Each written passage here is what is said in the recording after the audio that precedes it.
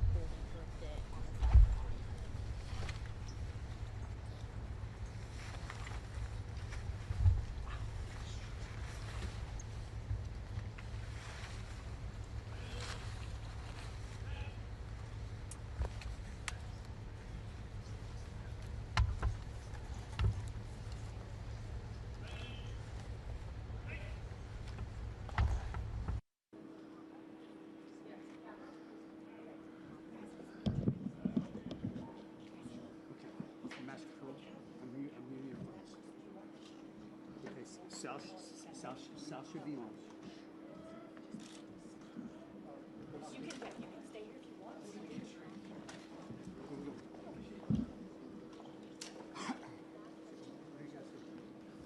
Are they doing colonnade one? What's that? Are they doing a colonnade one? Yeah. So I'm just gonna sit here, pick them up here. I'm going to come in front of you so I can catch a little bit of that. What's that? I'm going to come right here so I can catch a little bit of that. Yeah, that's fine. And then will you back up when he gets that way? Sure. Or can I stay here if I'm out of your way? What's that? Yeah, you're good there. Because he should be walking down there. Stand here. Ah, guys.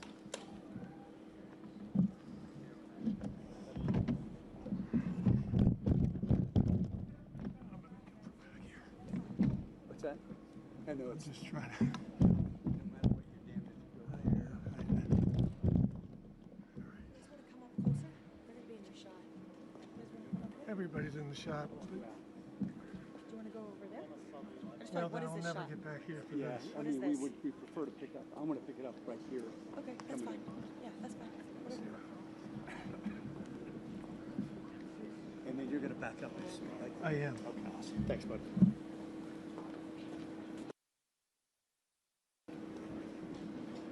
Yes. There they are. Well, no. Yes. Thought it was, but it's Caroline, I think.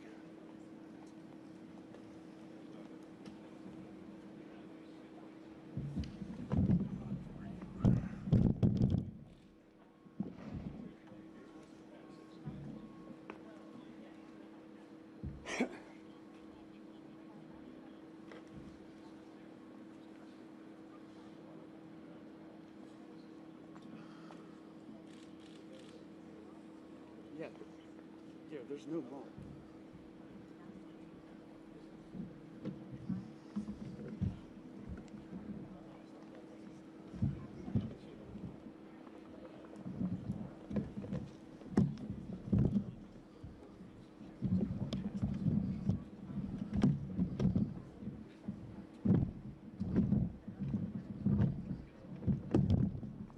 It's a standard. It's a standard.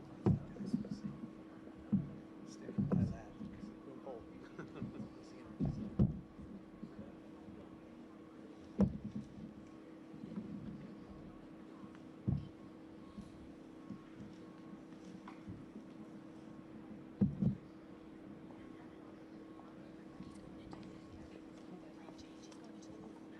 No?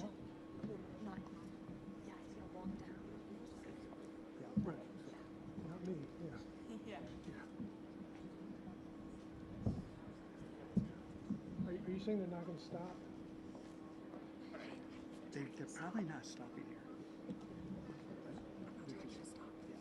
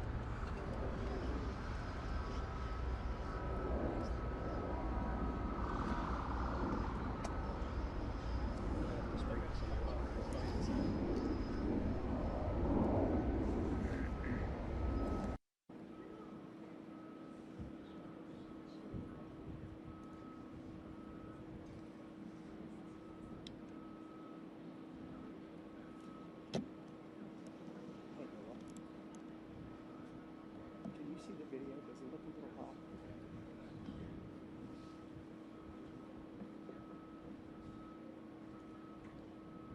Make it.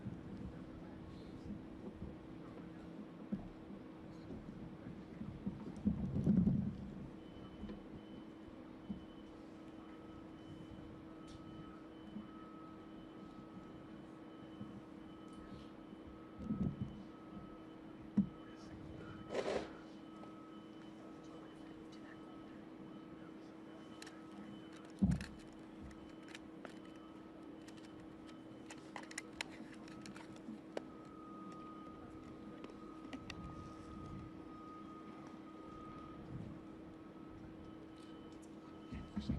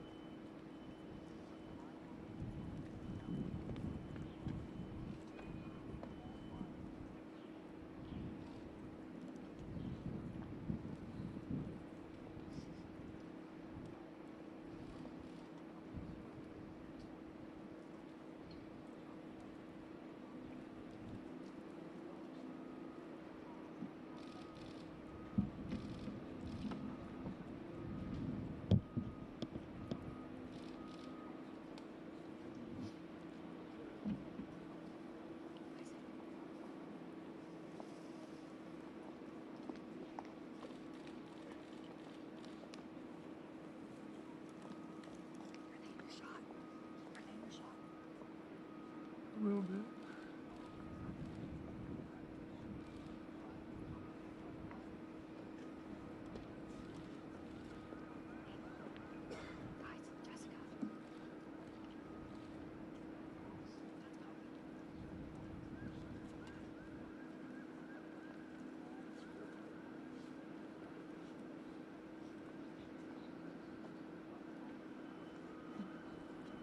Now she's in my shot.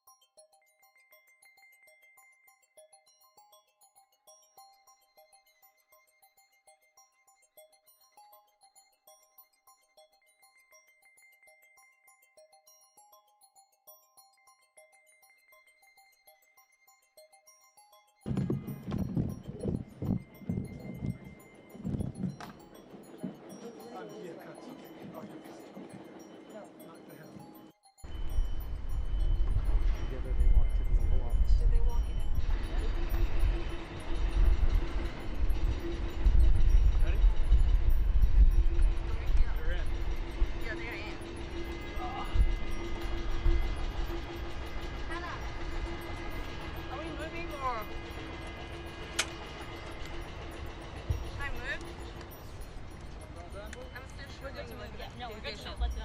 Good to move? Yeah, let's go. Let's go this way. Yeah. Yeah.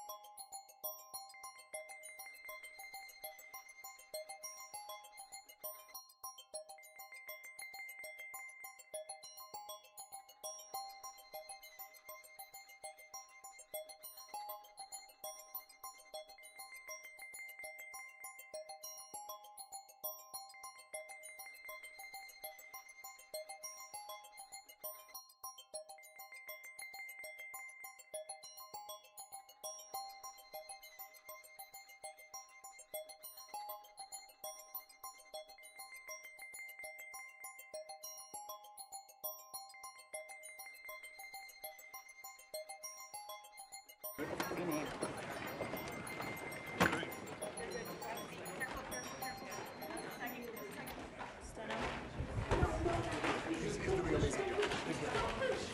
good guy. I'm giving you a build-up. Good guy. He is. Yes, definitely. This is an easier performance. That's an easy one. And you know, what I think would be great in the world of sport. Not spending your money.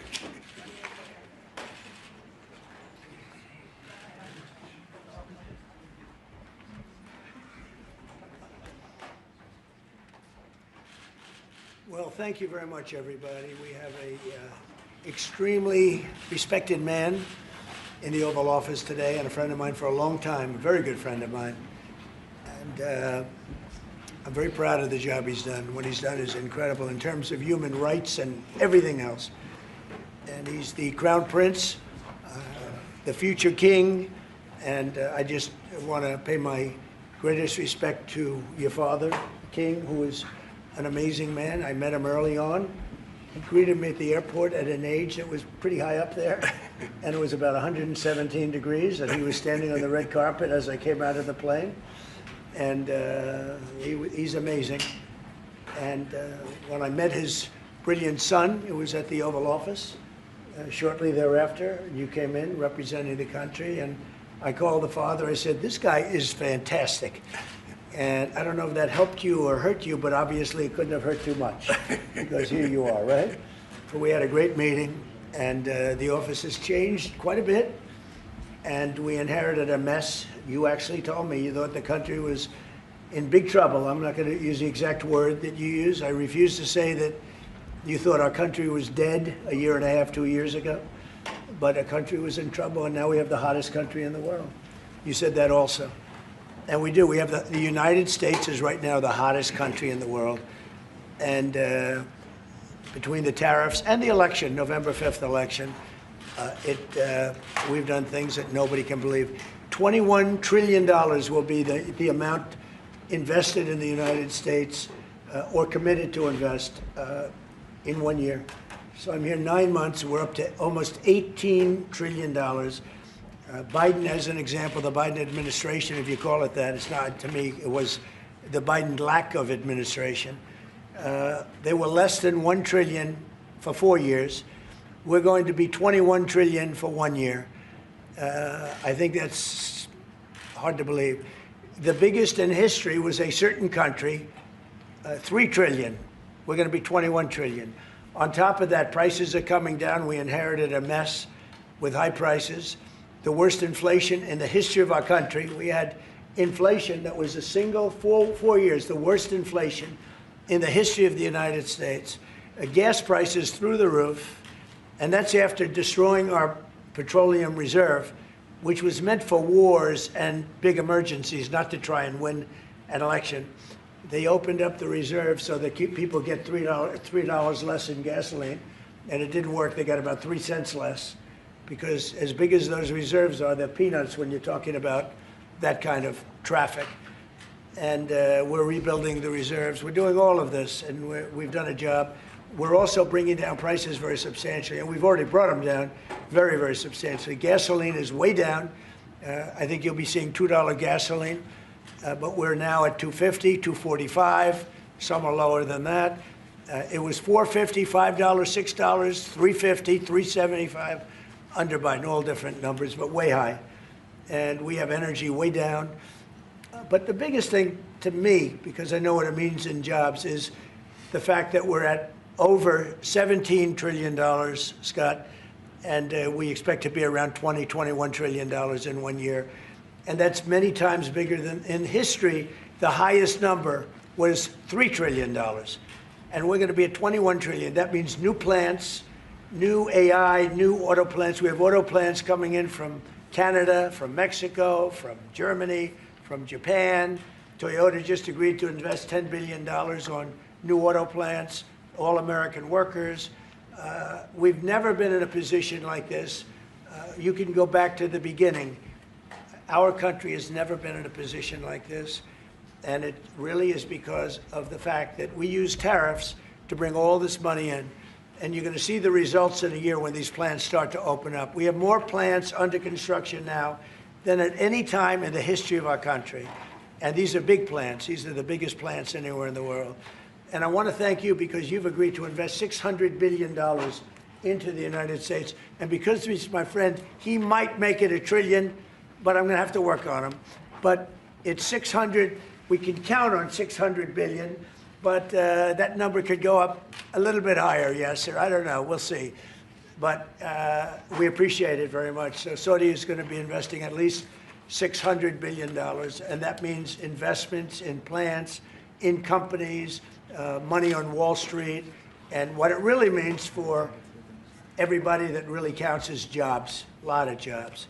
We have a lot of jobs. So I just want to thank you. We've been really good friends for a long period of time. We've always been on the same side of every issue. I think we've done a great job in wiping out the nuclear capacity of Iran. Nobody else could have done that. No other president would have done it. We had the pilots in the Oval Office right here. We were celebrating a very successful attack. So I had them in with that beautiful B-2 bomber that's over there. And they said, sir, for 22 years, we practiced this attack.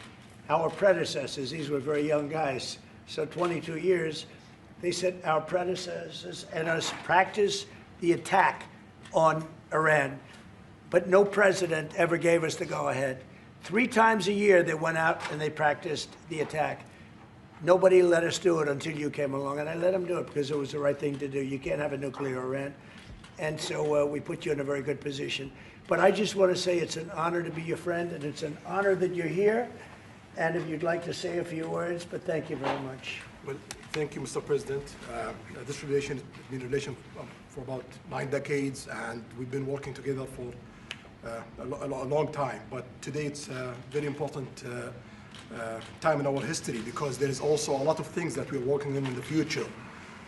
We believe in the future of the United States of America. We believe in what you're doing, Mr. President, really creating a lot of good things and good foundation to create more economic growth, more business in America.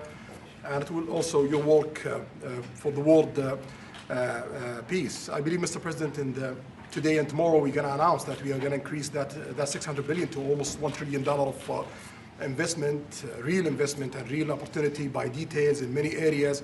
And the agreement that we are signing today in many areas in technology, in AI, in rare earth materials, magnet, etc., that will create a lot of investment opportunities. So you are doing that now. You're saying to me now that the $600 billion will be $1 trillion. Definitely, because what we are signing, it will facilitate that, and we I like will that build very on much. it. Go ahead. He works hard. No, that's great. I appreciate that. That's great. We're doing numbers that nobody's ever done.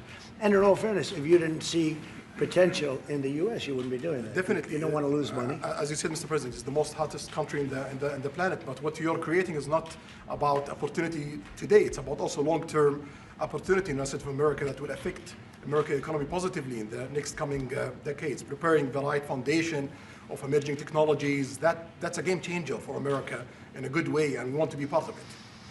Yeah, we're doing really well. And this, you don't see what we're doing so much because we have, although the construction industry sees it. If you look at Caterpillar, who's been incredible, the tractors, everything else, the numbers that we're doing in construction are unbelievable. Some of the plants that we're building, AI, and they're building their own electric with the plant. I gave them the right to build their own electric with the plant because no country, frankly, will have this. China's working very hard to produce enough electric, but we're beating China substantially at AI, which is a big thing. And we had a great meeting 2 weeks ago with President Xi, but on AI, we're doing well. And I have a man, David Rommel. Yes, sir. David, could you say a few words about what you're seeing on the job front and all of the, some of the assets, and also how we've been helped by the Saudis in terms of the kind of investment they've made, please. Yeah, most certainly. Thank you for the opportunity. I am a facility leader for GE Vernova, and if you look at the landscape for GE Vernova investment, over $750 million in the U.S. focused on true manufacturing jobs here stateside. We're looking at tripling the output of our Greenville, South Carolina facility, where we make gas turbines that are supporting U.S. needs as well as the Saudi Arabia needs. Right. So real jobs, $300 million in gas investment, resulting in over 500 pieces of new equipment being installed in the Greenville, South Carolina facility. That translates into roughly 1,800 jobs across the board for GE Vernova as we try to scale capacity to be able to meet this demand. Along with that, we're partnering with local communities to build the skill set that's required to meet these capacity needs. So that talent pipeline is incredibly important. So it's real jobs in the manufacturing space. Well, you've been great, and thank you very much. And we love that state. I won that state by record numbers. I won a lot of states by record. Texas, a lot of them by Indiana. We're working with Indiana or something right now. We won that. We won a lot of them by records, but that was one of them. I want to thank you very much. Say hello to everybody. Great job. You're doing a great job. Thank you. So just in wrapping up, we'll take a couple of questions, but I want to just tell you what an honor it is to be your friend. And I very much appreciate the investment of now $1 trillion, okay? I'm glad you got that out. I didn't want to be the one to tell them, but that's great news. We keep increasing, Mr. President. I know. Each time the opportunities are just increasing more and more. Well, the opportunities, right? You know, we're doing better. Even if you look back 6 months ago, I mean, now all of a sudden you feel even better. So, and I think we're only going to go in one way. Does anybody have any questions? Mr. President, have you approved the export licenses for advanced chips to Saudi Arabia? The export licenses? We are working on that. We're negotiating that right now. Marco, do you want to talk about that, or Scott?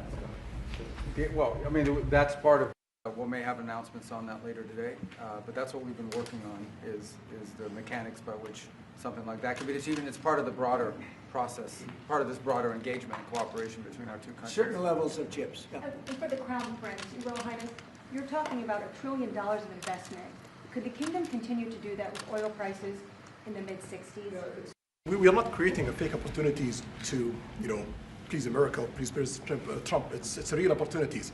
For example, when you ask about the AI and the chips, Saudi Arabia have a huge demand of, a huge need of computing power, and we're going to spend in the short term around $50 billion by consuming those semiconductors for our needs in Saudi Arabia. And with the agreement that we're going to have with South America, that will allow us to focus that consuming power in the short term by $50 billion from the South America, and long term with hundreds of billions of dollars in the long term. So there's a lot of real opportunities that fit to our need in Saudi Arabia and fit to our investment strategy. Mr. President, is it appropriate, Mr. President, for your family to be doing business in Saudi Arabia while you're president? Is that a conflict of interest?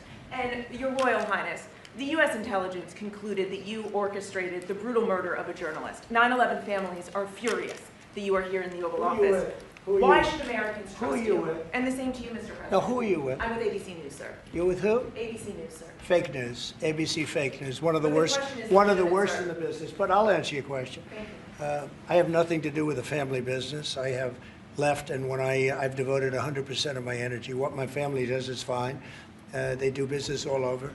They've done very little with Saudi Arabia, actually. I'm sure they could do a lot.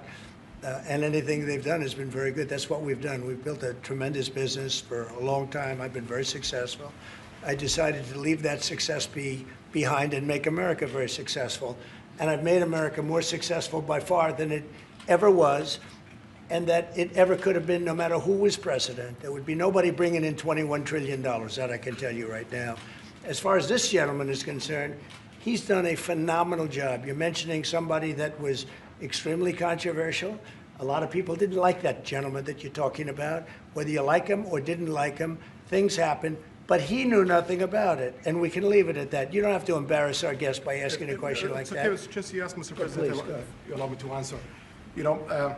I feel painful about, the families of 9/11 in America, but, we have to focus on reality. Reality based on CIA documents and based on a lot of documents that Osama bin Laden, he used Saudi people in that event for one main purpose, is to destroy this relation, to destroy the American-Saudi relation. That's the purpose of 9/11.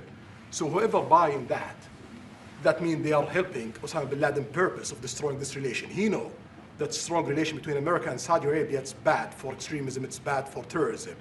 And we have to approve him wrong and to build our relation, continue developing our relation. It's critical in the safety of the world. It's critical against extremism and terrorism.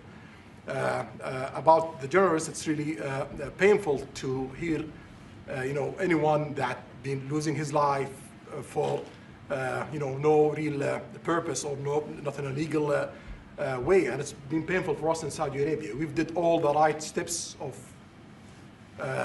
investigation, etc. in Saudi Arabia, and we've improved our system to be sure that nothing happened like that. And it's painful and it's a huge mistake, and we are doing our best that this doesn't happen again. Mr. President, Mr. President, this side, Mr. Thank President. you, Mr. President.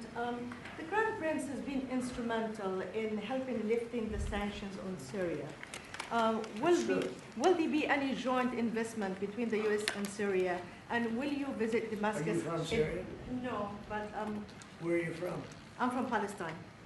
Oh, you're making a lot of progress, huh? Very good. Well, they like me. The Palestinians like me. The Palestinians are doing very well, actually. I think we're working very closely with a lot of people to make everybody happy, including Israel, the Palestinians, and everybody. That's very interesting. No, I think that I will tell you, the Crown Prince called me, and he specifically asked me if I would lift the sanctions on Syria, because he wants to see Syria make it. As you know, the leader of Syria was just here, and we had a great meeting, and he's a strong guy, and I guess you need a strong person to run it. And I think Syria's made tremendous progress. We did lift the sanctions at the request of the Crown Prince. Also, the president of Turkey, Erdogan, called me specifically. He said, if you don't lift the sanctions, Syria doesn't have a chance. If you do, they have a very good chance. And between the two of them and some others, I lifted the sanctions. And the results so far have been pretty good. Mr. President, can I ask you a question about the F-35s that are being sold to Saudi Arabia? Are these the same ones that are being used by the Israeli military? And if so, how does that allow for the qualitative military edge for Israel? And then I want to ask you, because you brought up the plight of the Palestinians, are you aware of relocation flights to South Africa that are taking place right now? Which flights? There are relocation flights that are taking place. Some Palestinians are being charged up to $2,000 a seat. I'm not going to South Africa for the G20 because I think their policies on the extermination of people are unacceptable. So I'm not going, so I won't refer to anything having to do with South Africa. South Africa has behaved extremely badly. But I will say that when you look at the F-35 and you're asking me, is it the same? I think it's going to be pretty similar, yeah. How will that This affect? is a great ally, and Israel's a great ally. And I know they'd like you to get planes of reduced caliber. I don't think that makes you too happy. They've been a great ally. Israel's been a great ally. And we're looking at that exactly right now. But as far as I'm concerned, I think they are both at a level where they should get top of the line. Yes, please. Can I just quickly ask for the Crown Prince, if I could just ask about the direct talks between U.S. It's all right. Steve, 1 second. Go ahead. Have you reached an agreement on a U.S.-Saudi defense treaty today? And are you going to bring up the Abraham Accords in your discussion? I already brought them up. What did you say? I think I got a positive response. Would you like to respond? Yeah, so definitely we believe having a good relation with all Middle Eastern countries, it's a good thing. And we want to be part of the Ibrahim Accord, but we want also to be sure that we secure a clear path of two-state solution. And today we have a healthy discussion with Mr. President that we're going to work on that to be sure that we can prepare the right situation as soon as possible to have that. I think we're, I don't want to use the word commitment, but we've had a very good talk on the Abraham Accords. We talked about one state, two state. We talked about a lot of things in a short period of time. We'll be discussing it further, too. But I think you have a very good feeling toward the Abraham Accords. Yes, definitely, Mr. President. We want peace for the Israelis. We want peace for the Palestinians. We want them to coexist peacefully in the region. And we will do our best to reach that day. And the defense agreement, have you reached agreement on that? We pretty much have. Question for the Crown Prince, if I could just finish. We have reached agreement on that. Okay. I wanted to ask you about the direct talks between the United States and Iran. Have you been fully briefed on that, and are you concerned at all about how this might impact Saudi security interests? Well, we are close allies. We'll be working closely together on that issue, and we will do our best to help to reach a deal between the United States of America and Iran. And we believe it's good for Iran's future to have a good deal that will satisfy the region and the world and the United States of America. So we will do our best to see that they happen. And by the way, Iran does want to make a deal. I can say I think they very badly want to make a deal. I am totally open to it, and we're talking to them, and we start a process. But it would be a nice thing to have a deal with Iran, and we could have done it before the war, but that didn't work out.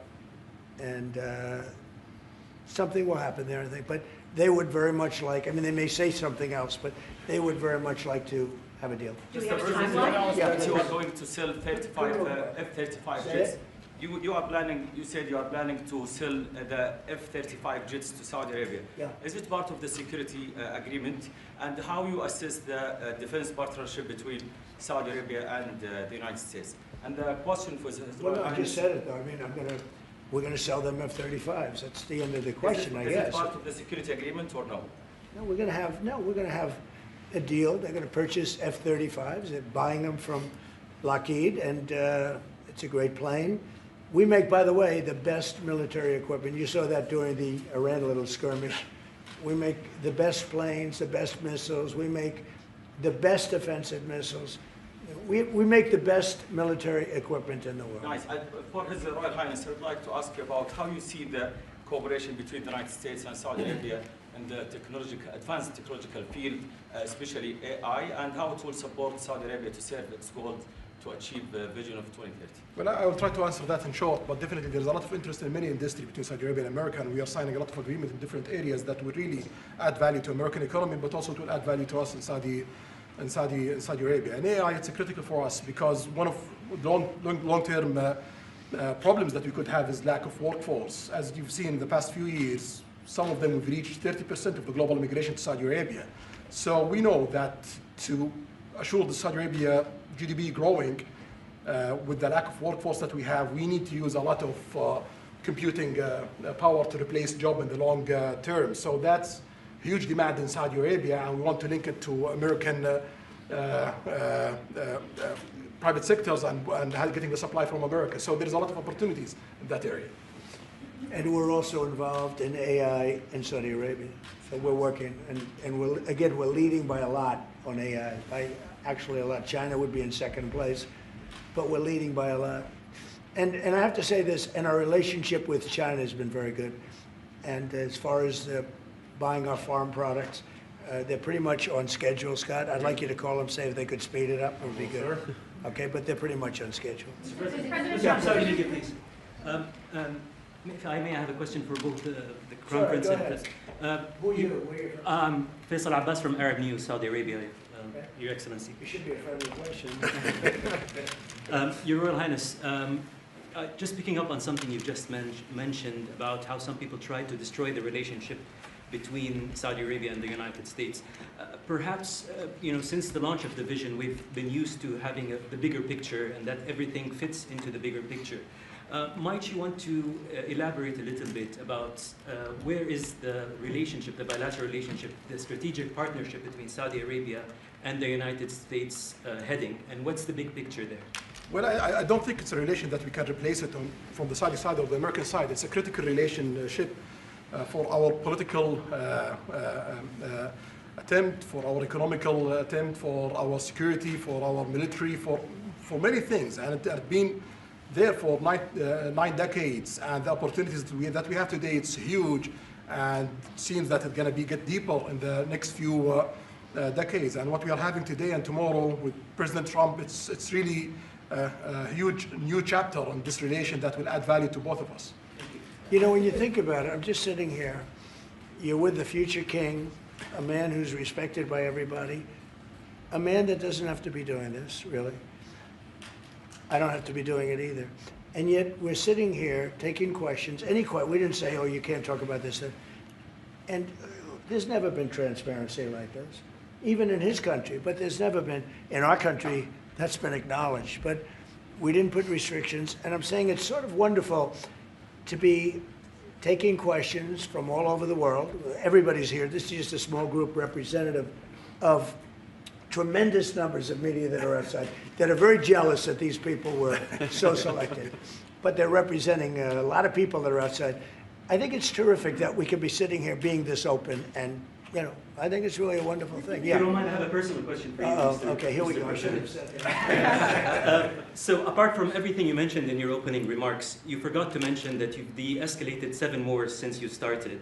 At least in our part of the world, you are seen as a peacemaker. And adding that to all the executive orders and everything else you've mentioned, I really have to wonder, you, in your speech in Saudi Arabia, I was there, you said that His Royal Highness does not sleep at night thinking how he does things better. We wonder in Saudi Arabia, how do you manage your own time? And what's your formula for management? He does not sleep much, and I don't sleep much. I think we have the same schedule. We're thinking about our countries. And if you sleep a lot and you're president, we just had one that slept more than any president. He broke every record. He sleeps all the time, during the day, during the night, on the beach.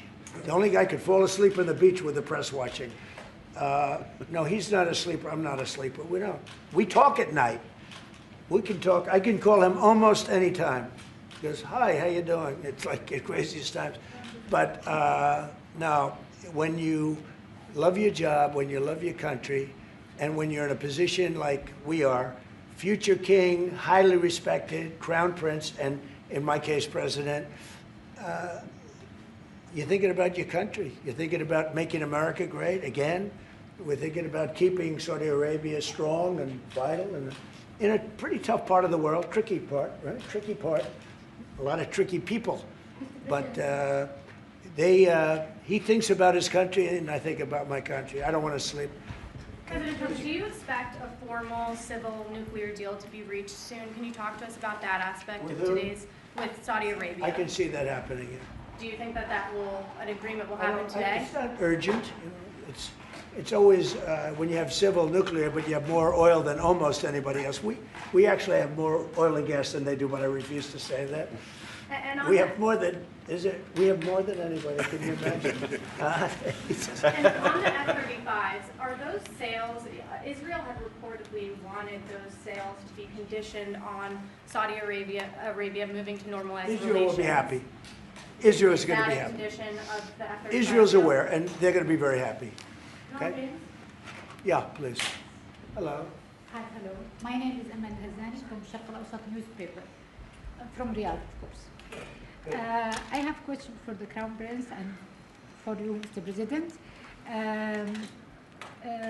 Crown Prince of Saudi Arabia, how much you expected from developing the cooperation with the United States in the field of new energy, AI, supply chain? How much you expected from that? No limit. We just continue pushing forward. There's no limit. So we just push forward for all the opportunities that we have.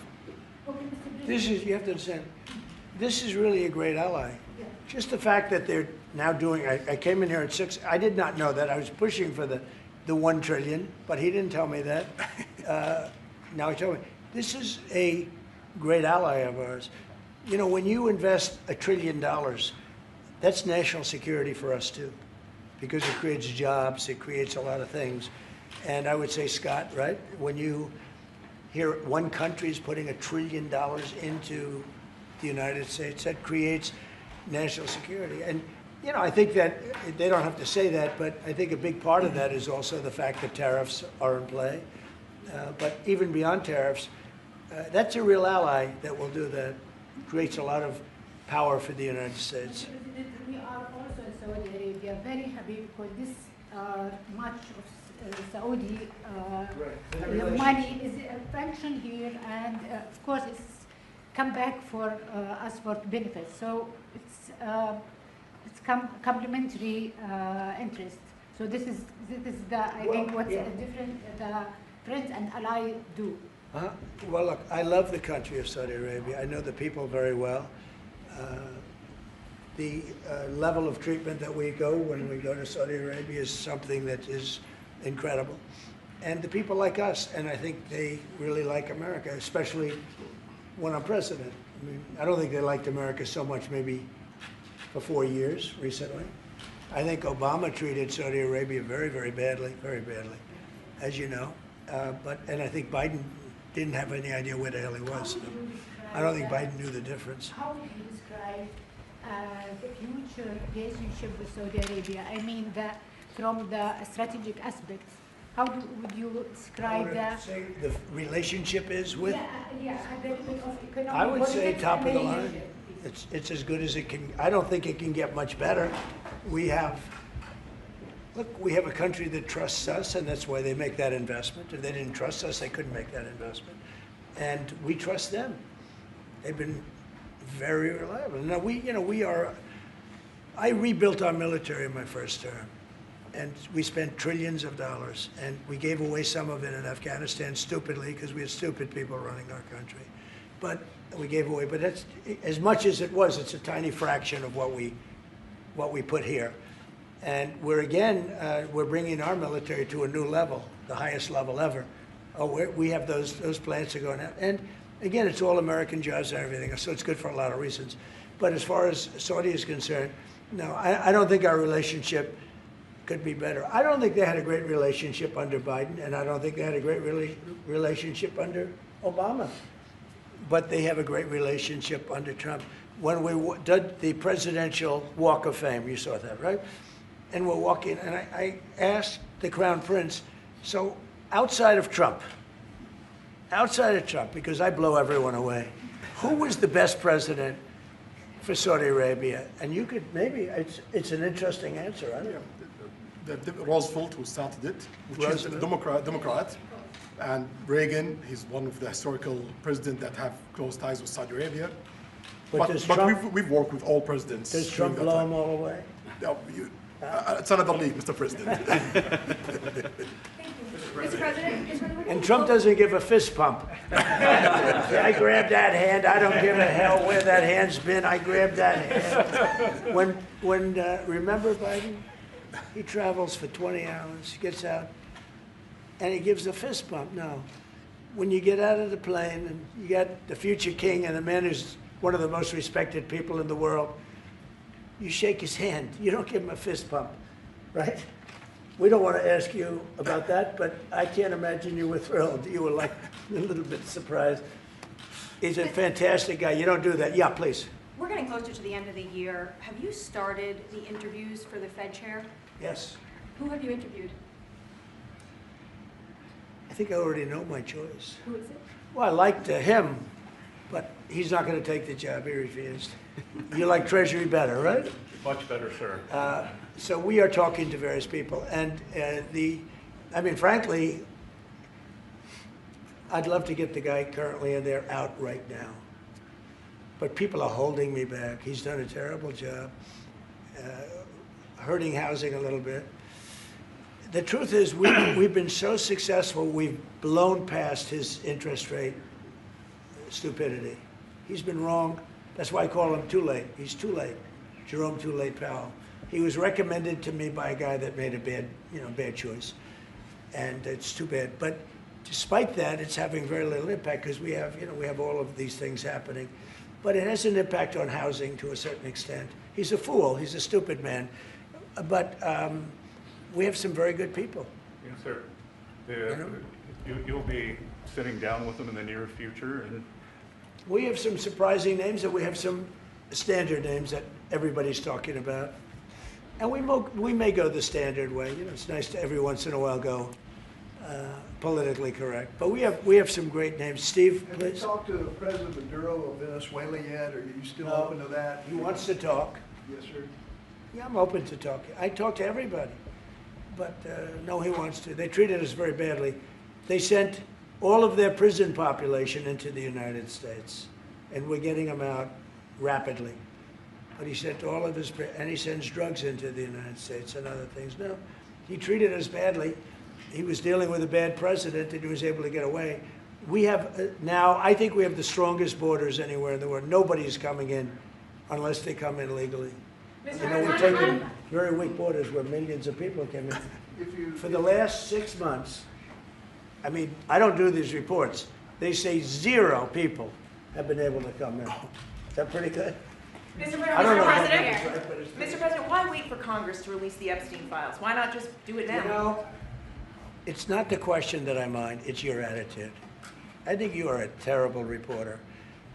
It's the way you ask these questions. You start off with a man who's highly respected, asking him a horrible, insubordinate, and just a terrible question.